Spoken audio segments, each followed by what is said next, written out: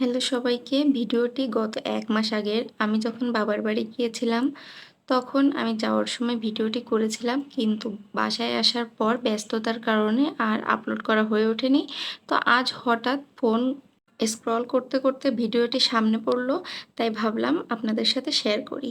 তো আজকে কিন্তু আমি যাব ট্রেনে করে, যেটির নাম হলো রূপসী বাংলা এক্সপ্রেস। আর এই ট্রেনটি চালু হওয়ার পর কিন্তু আমাদের দক্ষিণবঙ্গের মানুষের জন্য খুবই সুবিধা হয়েছে বাড়ি যাওয়ার জন্য। তো এই তো আমি আজকে যাব ঢাকা টু নড়াইল, যার জন্য আমি ট্রেনে উঠে আমার সিটে বসে পড়লাম। আর বসে পড়ার একটু পরেই ট্রেনটি চলতে শুরু করলো। এই ট্রেনটি 10টা 45-এ ছাড়ে, সকাল 10টা 45। আর আমরা নড়াইলে কিন্তু 2 ঘন্টাতেই পৌঁছে যাব। তো এই তো ট্রেন কিন্তু ছেড়ে দিয়েছে আর আমরা আস্তে, আস্তে যাত্রা শুরু করে দিয়েছি। যেতে, যেতে এইখানটায় আসলে অনেক শব্দ হয়। কারণ এখানে যে ওভারব্রিজটি করা হয়েছে সেটি মূলত ইস্পাতের তৈরি। আর যার কারণে এই জায়গাটিতে আসলেই প্রচণ্ড শব্দ হয় আর আমার কান অনেক ব্যথা করে। তো যাই হোক, এই যে আমরা কিন্তু এখন বুড়িগঙ্গা নদীর উপর, বুড়িগঙ্গা নদী পার হয়ে আমরা এখন যাত্রা শুরু করলাম। যেতে, যেতে এই তো আমার প্রিয় রাস্তাটির দেখাও পেয়ে গেলাম। এটি হলো পদ্মা সেতুর একটু আগে যে রাস্তাটা সেটি। এখানে কিন্তু প্রচুর পরিমাণে ফুল ফোটে ২ রাস্তার মাঝখান দিয়ে। আর অনেক সুন্দর করে সারিবদ্ধভাবে বিভিন্ন রকম ফুলের গাছ লাগানো আছে। আমার যার জন্য বেশি পছন্দ এই রাস্তাটি।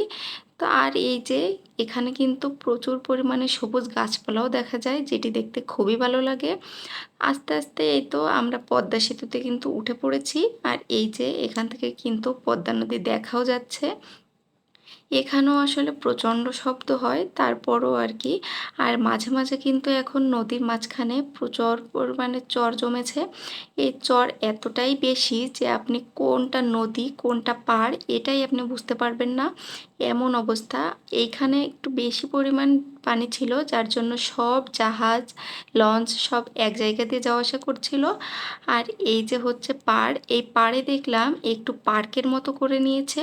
এখানে অনেক মানুষ আসছিল ঘোরার জন্য। এখানে অনেক নৌকাও বাঁধা ছিল যাতে করে এসে নদীতে ঘুরতে পারে। ব্যাপারটি আমার কাছে খুবই ভালো লেগেছে। যদি আমাদের বাসার কাছে হতো তাহলে নিশ্চয়ই আমি ট্রাই করতাম। আর এই যে আস্তে, আস্তে করে কিন্তু আমরা গ্রামের দিকে এগিয়ে এসেছি। এখানে দেখতেই পাচ্ছেন একদম সবুজের সমারোহ। তার মাঝখানে কিন্তু সরিষা ফুলের ক্ষেত। এই তো কথা বলতে, বলতে কিন্তু আমরা নড়াইল স্টেশনে পৌঁছে গিয়েছি। আগেই বলেছি খুবই অল্প সময়ের রাস্তা। একদম মনে হয় যেন চোখের পলকেই চলে আসলাম। আর এসে আমি একটি মজার জিনিস দেখলাম, সেটি হলো এখানে কর্তৃপক্ষ হয়তো লাউ গাছ লাগিয়েছে। আর লাউ গাছটা কিন্তু বেশ টাটকা ছিল, যেটি দেখে কিন্তু আমি খুবই খুশি হয়েছি। কারণ এখান থেকে যদি লাউ হয় তাহলে তো ওনারা খেতেই পারবে আর জায়গাটিরও অপচয় হলো না। তো আমি এই তো বাইরে এসে স্টেশনের বাইরে যেটি গেট থাকে, গেট দিয়ে এসে একটা অটোতে উঠে পড়লাম নড়াইল শহরে যাওয়ার জন্য। তারপর সেখান থেকে আমি আরেকটা অটোতে করে আমার বাড়ি চলে যাব।